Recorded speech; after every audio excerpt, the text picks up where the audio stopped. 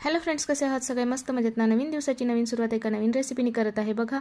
इथे मस्त असे मी आज आलू प्याज कचोरी बनवली. ते आयुष्यात पहिल्यांदा बनवली आणि इतकी परफेक्ट झाली ना, खूप छान वाटलं. तर बघा, त्यासाठी मी 2 कप मैदा, पाव कप रवा, ओवा क्रश करून टाकला आहे, चवीनुसार मीठ, 3 चमचे तेल टाकलेलं आहे आणि थोडं थोडं पाणी घेऊन छान असा गोळा बनवून कणकेचा साईडला ठेवलेला आहे.